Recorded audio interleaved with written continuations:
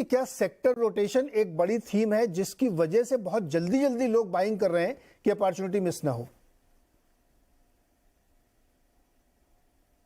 Sector rotation तो होता रहता है, ये कुछ नई बात नहीं है मार्केट्स में। The natural process. कुछ कुछ सेक्टर्स जो परफॉर्म नहीं होते हैं, they go off the buying list of the investors and new sectors come in. But I do not understand कि सेक्टर रोटेशन का मार्केट की मूवमेंट से क्या कनेक्शन है। I can not really understand, क्योंकि आज की तारीख में बहुत सारे सेक्टर्स की ट्रेंड्स अच्छी है, and that's why we are seeing across the board bull market in so many sectors, और एक नैरो मूवमेंट नहीं है। क्योंकि पिछले भी ऐसे भी हो सकता है कि कुछ 8-10 stocks can take the Sensex Nifty up if their weightage is very high, but that is not the case this time. What we are observing is that many stocks are doing very well. They are at new highs, new 52-week highs, and fundamentals भी कई सारी industries की बहुत बढ़िया है, जिसकी वजह से भी ये तेजी हम देखने को मिल रही है। So I am not able to understand what sector rotation connection is there with bull market person. Okay, अब सर मैं आता हूँ इस पे, आईटी वाले पे। ये बड़ा इंपॉर्टेंट टॉपिक है। हमने देखा कि जो दिग्गज के रिजल्ट आए, रिजल्ट बहुत अच्छे नहीं थे। टीसीएस हो, एचसीएल टेक्नोलॉजीज हो, विप्रो हो, रिजल्ट कोई खास नहीं थे, लेकिन मैनेजमेंट का बड़ा भरोसा था और डील विंस या ग्रोथ को लेकर के, अपने टारगेट्स को, आइडियाज़ को लेकर के वो लोग कॉन्फिडेंट थे और मार्केट ने उसको रिवार्ड किया और बहुत बढ़िया उसमें तेज़ी भी बनी। ऐसा लग रहा था कि जैसे बहुत शानदार रिजल्ट पेश की हूँ। फिर एक इन्फोसिस आता है जिसके रिजल्ट उतने ख़राब नहीं, वो भी इन लाइन ही कह सकते हैं आप, लेकिन गाइडेंस बहुत ड्रास्टिकली कट कर दी। उसके बाद सबका मूड खराब हो जाता है। तो दीपक सर, ये आईटी सेक्टर में क्या हुआ, बिल्कुल मुझे एकदम बेसिक से बताइए कि ये क्या था, क्या ये? देखिए, आई थिंक सॉफ्टवेयर सेक्टर की जो ट्रेंड्स है वो काफ़ी नाजुक है। They have been under stress because of global macro factors जो चल रहे हैं यूएस में और यूरोप में, और उसकी वजह से टेक्नोलॉजी स्पेंड्स भी के ऊपर असर आ रहा है। और मेरी राय में, I never understood why after TCS result all the IT stocks were doing very well. I was expecting a correction in IT stocks, but a lot of IT stocks are trading at 52-week high or new highs as well.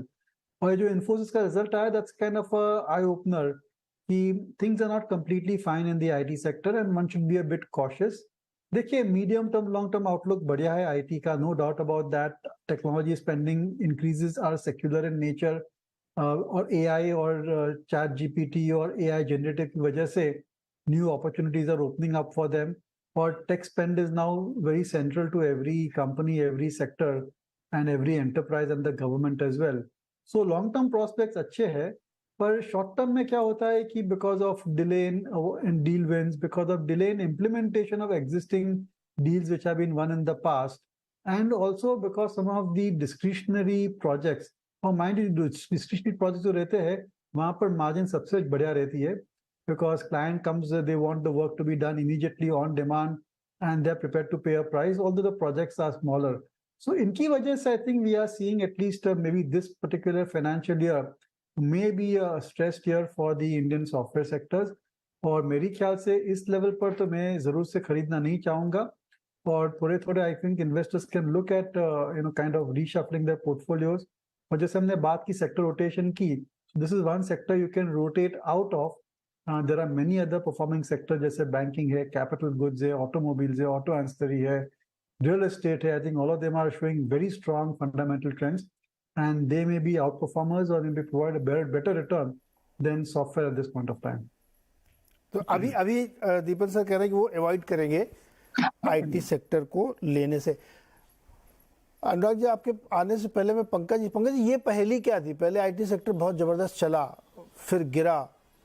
मैं एक show करता हूँ फ़ायदेमंद fund, उसमें mutual fund का कोई fund manager होता है, किसी एक फंड पे उससे हम लोग बातचीत करते हैं, क्रॉस प्रमोशन भी है शो का मेरे।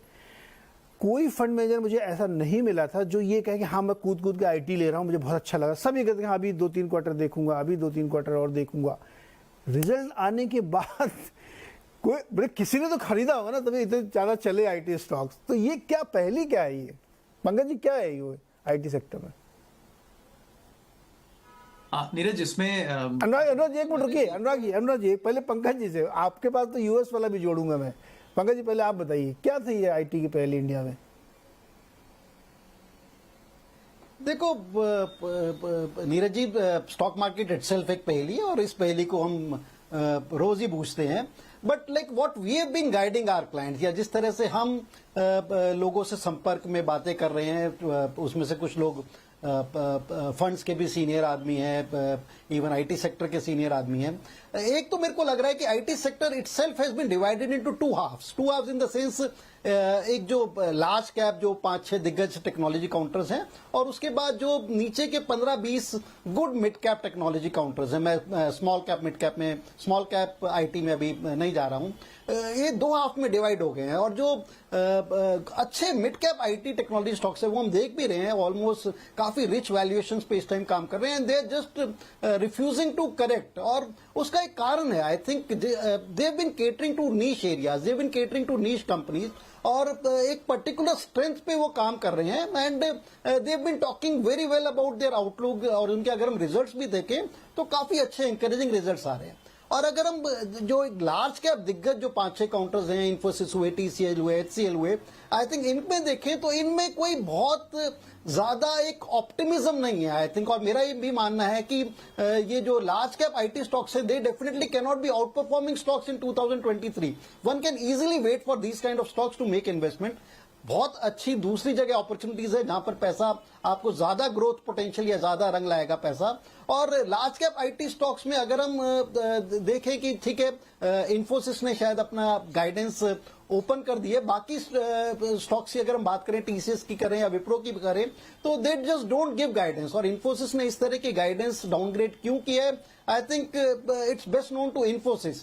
तो मेरा ये मानना है कि लार्ज कैप अभी भी अवॉइडेबल है, ठीक है, they could be good trading bets on a particular day, जिस दिन बहुत ज्यादा नीचे आ जाए, थोड़े बहुत 2-4% बम्प अप के लिए कर सकते हैं। और जहां तक एआई की बात है, चैट जीपीटी की बात है, I was talking to a industry expert, मेरा भी ये मानना है कि ये जो एआई है या चैट जीपीटी है, दिस में disturb more large cap IT companies on the negative side rather than mid cap and small cap companies। तो मेरे को ऑल इन ऑल मेरे को लगता है कि जो आज इन्फोसिस में करेक्शन हुई है, it was waiting to happen, ठीक है। इतनी फिरोशियस करेक्शन कोई एक्सपेक्ट नहीं कर रहा था, क्योंकि जिस तरह से पिछले एक महीने में राइज किए थे इन्फोसिस टीसीएस, आई थिंक वो भी एक अनएक्सपेक्टेड था। तो ये फ्रॉथ कम होना ही था। एंड मेरा ये मानना है कि 2023 में large cap IT is avoidable sector, ठीक है। It could be a good tradable sector, but it's avoidable sector for investment, और अच्छी अपॉर्चुनिटी दूसरे सेक्टर में मिल पाएंगी।